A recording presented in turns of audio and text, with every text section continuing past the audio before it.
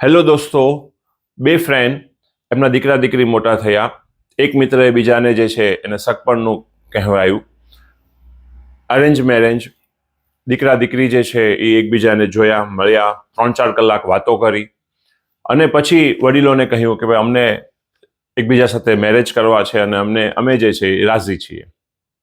બંને ફ્રેન્ડ હતા. બંને જે છે એ પોતાના દીકરા દીકરીને એક ટાસ્ક આપ્યું કે તમે બંને પોતાની અલગ અલગ ડાયરીમાં લખો કે તમારી કલ્પના, તમારી જિંદગીનું સ્વપ્ન અને તમારે લાઈફમાં આગળ શું કરવું છે અને તમારા વિચારો બંને જણા પોતપોતાની ડાયરીમાં અલગ અલગ રીતે લખો અને અમને આપો અને પછી અમે નક્કી કરશું.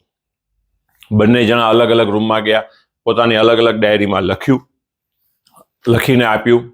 બંને વડીલોએ વાંચ્યું, રાજી થયા અને કહ્યું કે ખૂબ જ સરસ રીતે તમે તમારું સ્વપ્નની વાત કરી છે, પણ તમે બંને એક વાત લખવાનું ભૂલી ગયા છો. બંને વિચાર કરવા લાગ્યા કે એવી તો કઈ વાત હતી કે જેને અમે ભૂલી ગયા છીએ. પિતાએ કહ્યું કે તમે તમારું સ્વપ્ન, તમારી જિંદગી, તમારો ગોલ, તમારી લાઈક ડિસલાઈક બધું જ લખેલું છે. એક વાત હંમેશા યાદ રાખજો, અગર તમારે તમારું જીવનમાં સુખી જીવન જીવવું છે તો એક વાક્ય તમારી ડાયરીમાં ચોક્કસ લખી નાખજો કે અમે બંને એકબીજાને માફ કરીશું.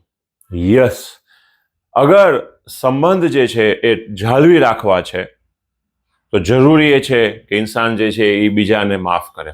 અગર બે દોસ્તોની ફ્રેન્ડશિપ છે, અગર એને ટકાવી રાખવી છે તો જરૂરી છે કે માફ કરે. અગર ફેમિલી મેમ્બર્સ છે એકબીજાને માફ કરે. અગર કલીગ્સ છે એક જ જગ્યાએ એક જ સાથે કામ કરી રહ્યા છે તો જરૂરી છે કે એક વ્યક્તિ બીજી વ્યક્તિને માફ કરે. અને માફી એ કોઈ કમજોરીની નિશાની નથી. માફી માટે કહેવામાં આવ્યું છે, માફ કરના કમજોરી નહીં હોતી કભી, माफ करना कमजोरी नहीं होती कभी, ये तो दिल की सबसे बड़ी ताकत होती है. जो जख्म दे गया उसे भी गले लगाना इंसान की सबसे हसीन आदत होती है. Thank you very much.